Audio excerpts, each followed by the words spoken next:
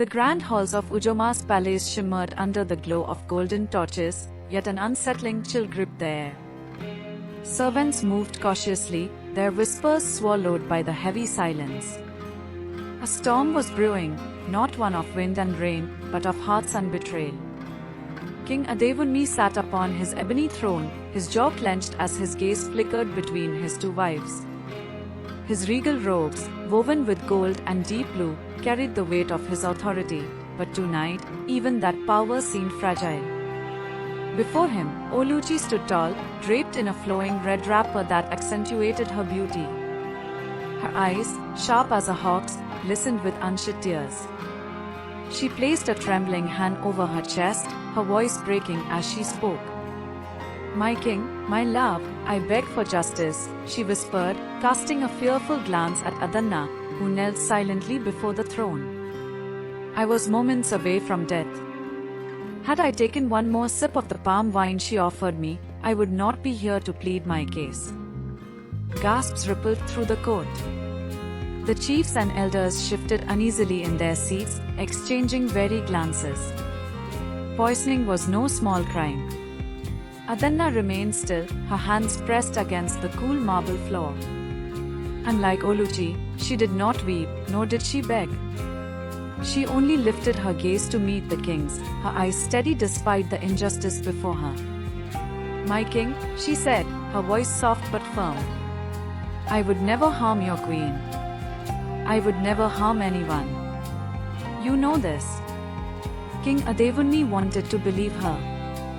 Of all the people in his life, Adanna had been the most gentle. She had arrived at the palace as a quiet presence, a woman who never sought power or favor, only the simple joy of serving.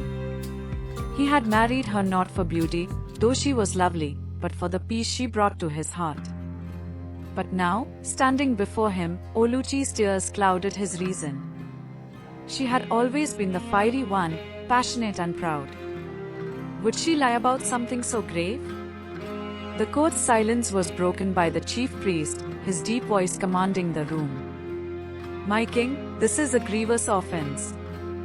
The law is clear, attempted murder against the royal family must not go unpunished." Oluchi stepped forward, her hands reaching for the king's. "My love, I do not ask for her death. I only ask that she be banished. I do not feel safe with her in this palace." Adevunmi's throat tightened.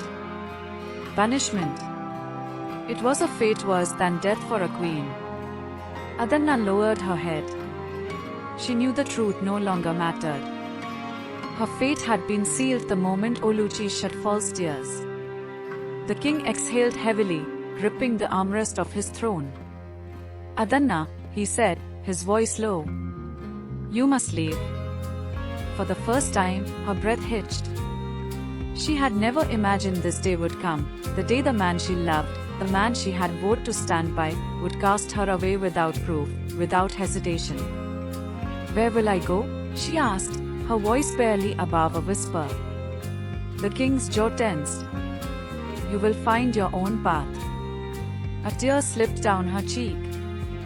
She bowed her head, pressing her forehead against the cold ground one last time. Then, without another word, she rose and walked out of the palace. No one stopped her. No one looked back. But years later, when war stripped the kingdom of its riches, and the mighty King Adevunmi lay weak and dying, the name they had all forsaken would return like a whisper on the wind. Adanna. Adanna walked for days. She had no food, no water, and no place to go. The golden bracelets on her wrists, once a sign of her status as a queen, now felt heavy. The fine silk of her wrapper dragged in the dust as she moved further from the palace, further from the life she once knew. Her heart ached, not just from hunger but from betrayal. She had loved King Adevunmi with all her heart. She had served him with kindness, given him her trust. Yet, he had believed Oluchi's lies. He had not defended her. He had not even hesitated to send her away. The first night, she slept under a tree, curling up against the cold. The stars above twinkled, but they gave her no comfort. She was alone.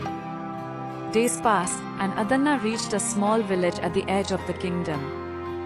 The people there were simple, their clothes rough and their hands calloused from farm work. They looked at her with suspicion. Why would a woman dressed like royalty be walking alone? An old woman named Mama Ayafi saw her and took pity on her. She gave Adanna food and a small hut to sleep in. "You can stay," Mama Ayafi said, "but you must work. No one here eats for free." Adanna nodded. She had never worked before, not like this.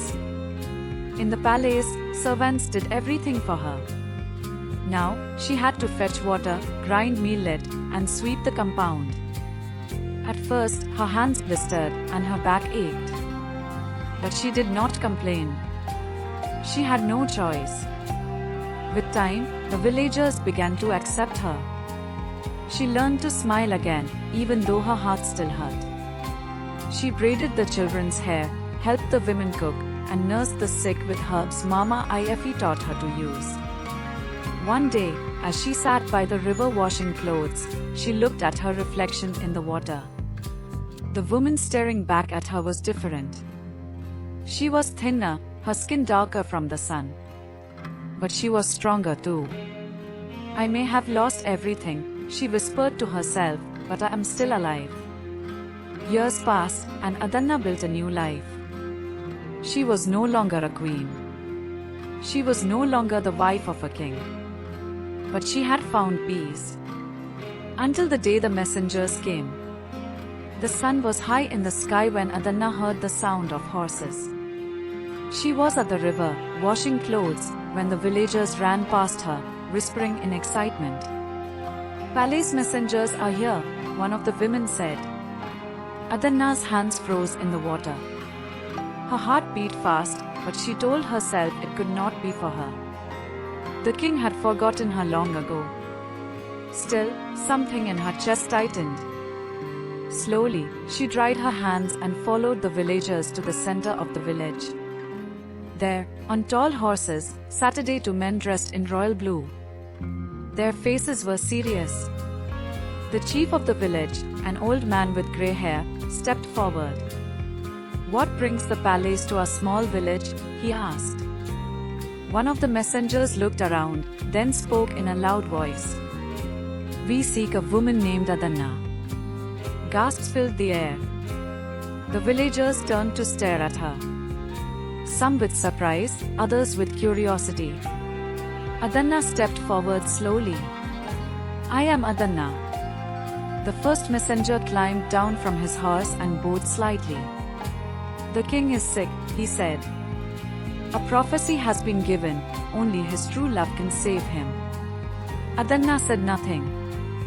The words felt strange in her ears. The same king who had thrown her away now needed her to save him? Mama Ayafi, who stood beside her, spoke up. "And what if she does not want to go?" The second messenger frowned. "The elders have begged her return. The kingdom suffers. War has left it weak, and the king grows worse every day."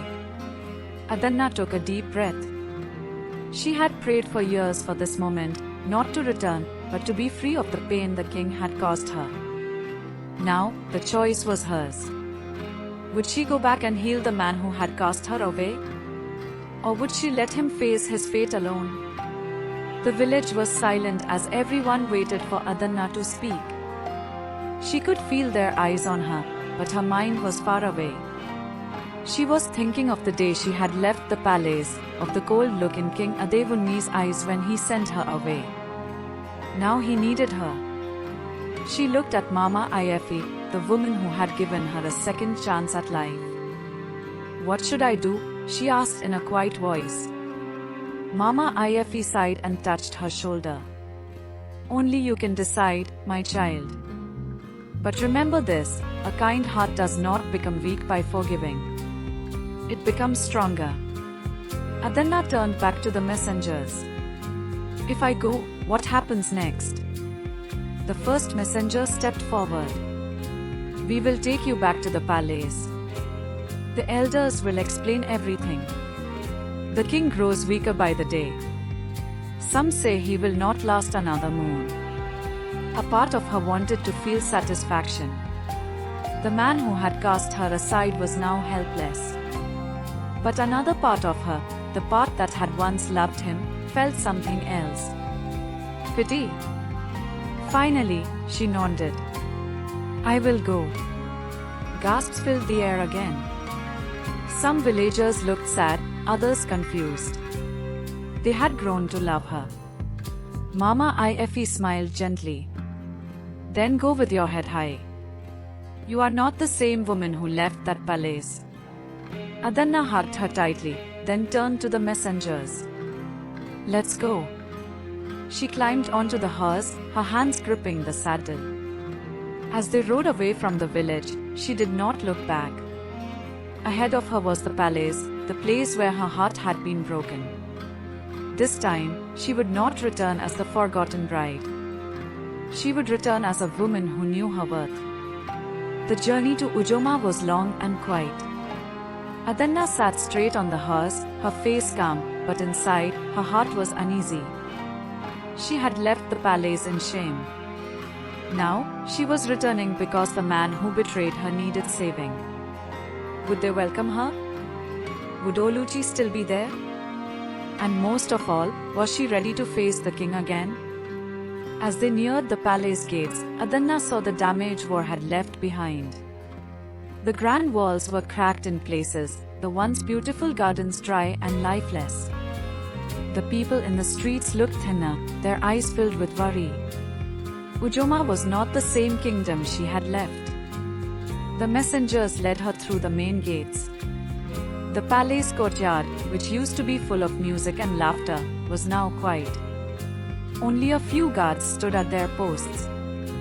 Some servants paused to stare at her, whispering to each other. It's her, she heard one say. She has returned, another murmured.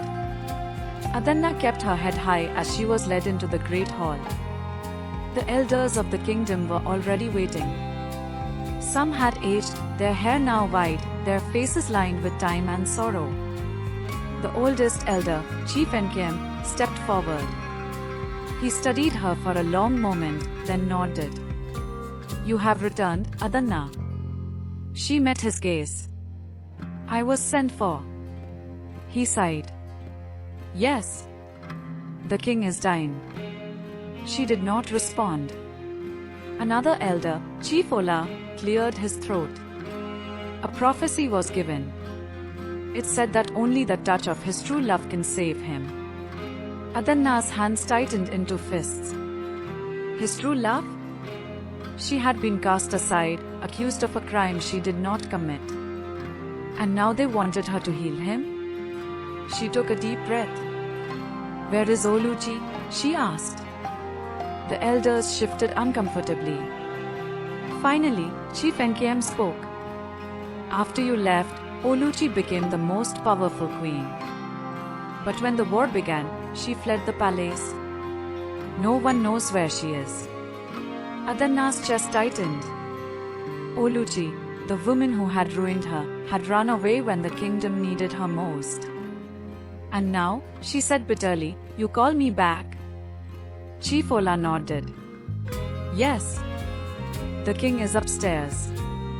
He has not eaten in days. The healers have tried everything, but nothing works. Adanna looked at them all. And if I refuse? Silence. Then Chief Enkiem spoke softly. Then the king dies. Adanna closed her eyes.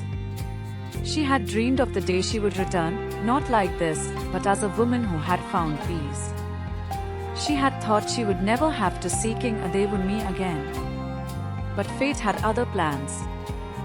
Finally, she opened her eyes. Take me to him. The palace halls felt smaller than Adanna remembered. As she followed the elders through the long corridors, memories flooded her mind, laughter, quiet moments, love that had once felt unbreakable. But that love had broken. The doors to the king's chamber were pushed open. The room was dim, the scent of burning herbs heavy in the air. At the center of the grand space lay King Adevunmi, his once strong body weak and fragile. His golden robes hung loosely on him, his face pale, his beard unkempt. He looked nothing like the powerful man she had once known. A healer stood by his bedside, placing a wet cloth on his forehead. "He drifts in and out of sleep," she whispered to Adanna. "Sometimes, he does not wake for hours." Adanna stepped forward, her heart beat loud in her ears. This was the man who had cast her out. The man who had believed lies over love. And now, he needed her. She sat beside him and reached out a hand, then hesitated. Could she truly help him? Did she even want to? His lips parted slightly, and then, in a weak voice, he whispered, "Adanna." Her breath caught. He still remembered her name. She looked up at the elders. "Leave us," she said firmly. They hesitated but nodded, slowly walking out of the room. The doors closed behind them, leaving her alone with the man who had once been her husband. Adanna turned back to him. His eyes fluttered open, unfocused at first, then widening in shock. "Is this a dream?" he asked weakly. She swallowed the lump in her throat.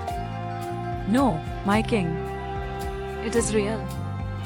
His lips trembled. You came back." She stared at him, searching his face for any sign of the man she had once loved. "I was called," she answered simply. A flicker of pain crossed his face. He tried to sit up, but his body was too weak. "I have wronged you," he whispered. "I see it now. I should never have let you go." Adanna said nothing. He coughed, his body trembling. "They say only you can save me." She watched him struggle, her heart battling between anger and compassion. This was her chance to make him feel what she had felt: betrayal, abandonment, pain. But she was not Oluchi. She was not cruel. Slowly, she reached out and placed her palm against his forehead. His skin burned with fever, but the moment she touched him, his breathing steadied. His fingers weakly grasped her wrist. His eyes, filled with regret, met hers. "Can you ever forgive me?" Adanna's heart clenched. Forgiveness. It was such a simple word, yet so heavy. She did not answer. Not yet. For now, she would do what she had come to do. She would save the king. But what happened after, that was still undecided. For the next few days, Adanna stayed by King Adevunmi's side. She gave him herbal drinks, wiped his forehead with cool cloths, and helped him sit up when he was strong enough. The fever slowly faded. His strength returned little by little. The palace, once filled with fear, now carried a quiet hope. But Adanna did not speak much. She did what was needed and nothing more. The king noticed. One evening, as she sat beside him, he reached for her hand. This time, she did not pull away. "Thank you," he said softly. "For saving me. For not letting me die." Adanna looked at him, her eyes unreadable. "I did what I was asked to do." A shadow of pain crossed his face. He nodded slowly. "I understand. You have no reason to forgive me." Silence filled the room. The weight of the past lay between them like an invisible wall. Then, his voice dropped to a whisper. "I was a fool, Adanna. I let lies cloud my heart. I let Oluchi control my thoughts. I see it now." Adanna's heart clenched at the mention of Oluchi. "And where is she now?" she asked coldly. His jaw tightened. "She ran when the kingdom needed her most. I was blind to her true nature, but I am not blind anymore." Adanna shook her head. "You believed her so easily. You never asked me if the accusations were true." Regret filled his eyes. I was a king who thought he was wise, but I was a man who did not listen to his own heart. She looked away, staring at the flickering candle by the bedside. She had dreamed of this moment for years, an apology, the truth. But now that it was here, it did not erase the pain she had carried. I lost everything, she whispered. Because of you. Adevunmi's grip on her hand tightened slightly. I know, he said, his voice thick with sorrow. And if I could undo the past, I would. Adanna sighed. But you cannot. They sat in silence for a long time. Then, Adanna slowly pulled her hand away. You should rest, my king, she said, standing up. He watched her with tired eyes. And when I wake, will you still be here? She hesitated. Then, without answering, she turned and walked out of the room. Outside, the night air was cool against her skin. The palace felt both familiar and foreign. Adanna had saved the king's life. But now, she had a new choice to make. Would she stay and rebuild what was lost? Or would she walk away forever? Adanna walked through the palace gardens, her heart heavy with thoughts. The moon cast a silver glow over the quiet night, and the scent of jasmine filled the air. This place, once her home, now felt strange. She had done what was asked of her, she had saved the king. But what now? The elders had not said what would happen next. Would she be expected to stay? To return as his wife? She was not sure she wanted that. The sound of footsteps broke her thoughts. She turned to see Chief Nkem approaching. You did well, Adanna, he said gently. She nodded but did not speak. He studied her face. You are troubled? Adanna sighed. I do not know why I am here anymore. I saved him, but my heart is still wounded. The old chief nodded. Healing a body is easier than healing a heart. She looked up at the stars. Can a heart ever truly heal after betrayal? Chief Nkem smiled sadly. Only you can answer that. But know this, the king is not the same man who sent you away. He has suffered too. He has learned. Adanna turned to him, her eyes sharp. And if I leave? Will you stop me? The chief shook his head. No one will stop you. The choice is yours. She swallowed hard. A choice. For years, she had wished for this moment, to have the power to walk away, to decide her own fate. But now that it was here, she was afraid. Would leaving truly give her peace? Or was there still something left in her heart for the man who had once broken it? As she stood in the garden, the wind whispering around her, Adanna knew one thing for certain. By sunrise, she would have to decide. The first light of dawn painted the sky in soft gold and pink as Adanna stood by the palace balcony. The kingdom of Ujoma stretched before her, waking from its slumber. She had spent most of the night thinking, yet no clear answer had come. Behind her, a soft knock sounded at the door. Come in, she said without turning. The door creaked open, and the familiar voice of a servant greeted her. The king is awake. He asks for you. Adanna's hands tightened around the stone railing. He asks for me. She took a deep breath, steadied her heart, and followed the servant to the king's chambers.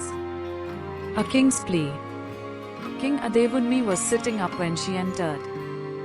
He looked stronger than the last time she had seen him, though his face still carried the weight of his illness and regret. His eyes softened when he saw her. Adanna. She remained near the doorway. You seem better? Because of you, he admitted. You saved me. She did not respond. Adevunmi sighed. I know I have no right to ask anything of you, but I must. She raised an eyebrow. What is it you want? His voice was quiet but firm. Stay. Adanna's heart skipped. She had expected him to say it, yet hearing the words still unsettled her. "You want me to stay as your wife?" she asked, her tone unreadable. "I want you to stay as my queen," he corrected. "As the woman I should have always cherished." She let out a bitter laugh. "The same woman you threw away so easily." Pain flickered in his eyes. "I was a fool, Adanna. And I have paid for it every day since you left." She crossed her arms.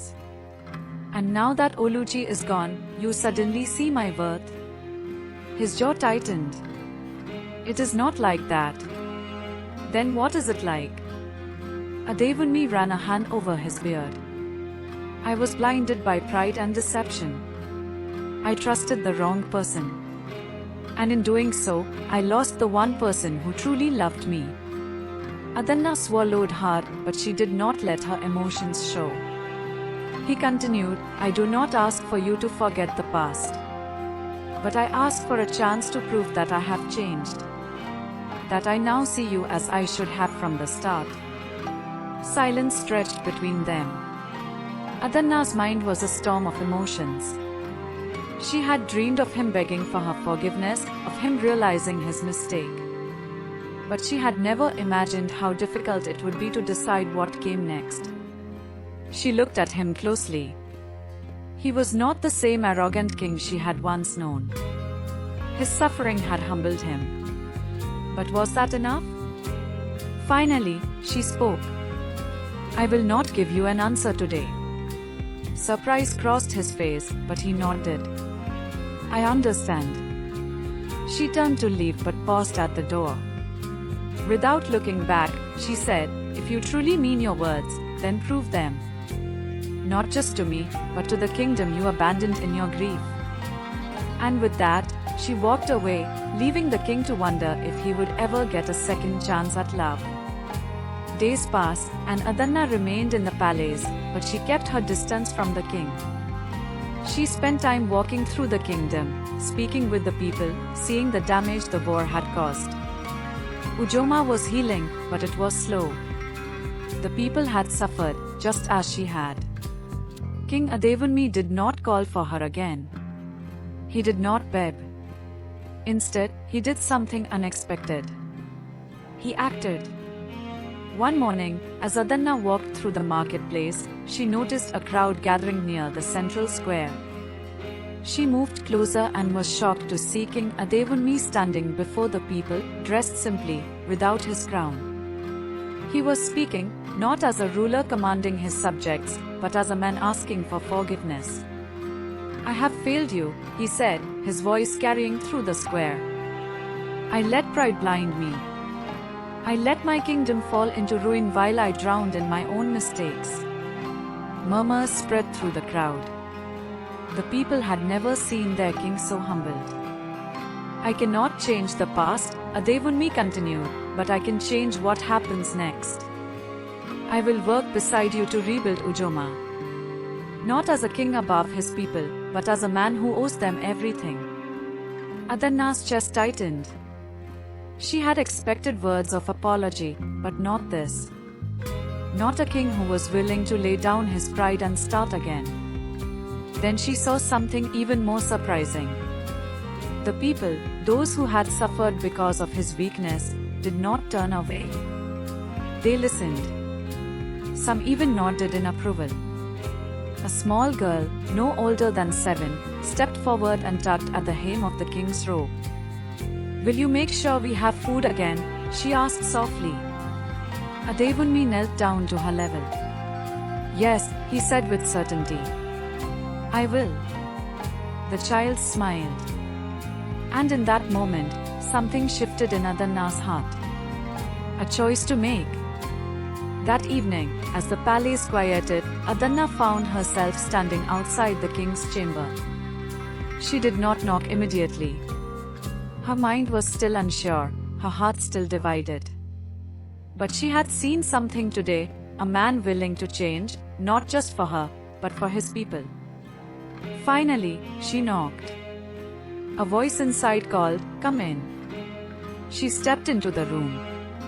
King Adevunmi stood near the window, looking out over the kingdom. When he turned and saw her, his eyes filled with something she had not seen before: hope. "You are proving yourself," she said simply. His lips lifted in the smallest smile. "I meant what I said." Adanna took a deep breath. "Then I will give you a chance." The king stilled. "You will?" She met his gaze. "But not as your wife." "Not yet." He nodded, understanding. "As my queen." "As a woman who will watch your actions," she corrected. "And if you are truly the man you claim to be, then maybe, one day, I will be your queen again." Adevunmi exhaled, as if he had been holding his breath. "Then I will not fail you again, Adanna."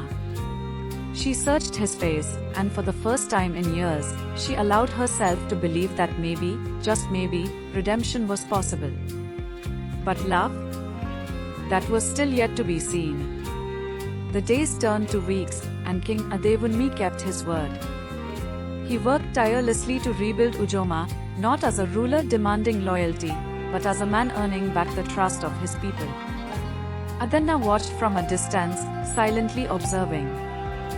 She saw him visit the farmers, ensuring they had enough resources to plant new crops. She saw him walk through the burned villages, promising to rebuild homes. He even sat with the council, listening instead of commanding. It was a different kind of leadership, one built on humility. One afternoon, as she walked through the palace gardens, Chief Nkem joined her. "You see it now, don't you?" he asked, a knowing smile on his face. Adanna sighed. "I see change, yes. But I do not know if it is enough." The old chief nodded. "Change takes time. Trust takes even longer." She knew he was right. One evening, as the sun set, the king stood before the palace gates, surrounded by his people. They had come to hear his final decision regarding the future of Ujoma. "I have failed before," he admitted, "but I will not fail again." He turned to Adanna, who stood near the front of the crowd. Their eyes met, and for the first time, she saw not just a king, but a man willing to fight for what mattered. "In my pride, I cast away the woman who was meant to rule beside me," he continued. "But today, if she is willing, I ask her to stand with me once more, not as a forgotten bride, but as my queen." Gasps rippled through the crowd. All eyes turned to Adanna. She took a slow breath. She had been waiting for this moment, yet she still felt the weight of the past. But as she looked at Adevunmi, she saw something new: genuine love, remorse, and a promise to do better. She stepped forward. "I will not forget what was done," she said, her voice strong. "But I will choose to move forward. For Ujoma. For our people. And, in time, for us." The crowd erupted in cheers. Adevunmi exhaled, relief and gratitude written all over his face. He reached for her hand, and this time, she did not pull away. Their journey was not over. Wounds would take time to heal, trust would take time to rebuild. But that night, as the kingdom celebrated, one truth remained: Adanna was no longer the king's forgotten bride. She was his queen once more. The night of celebration stretched long into the morning. Drums echoed through the kingdom, voices sang in joy, and the people of Ujoma danced beneath the stars. In the palace, Adanna stood by the balcony, watching the kingdom she had once been forced to leave. Now, she stood beside its king, not as a castaway, but as a ruler in her own right. Adevunmi joined her, his presence quiet but warm. He looked at her, gratitude and something deeper shining in his eyes. "Are you happy?" he asked softly. Adanna did not answer immediately. Happiness was not something that came overnight. But peace was beginning to settle in her heart.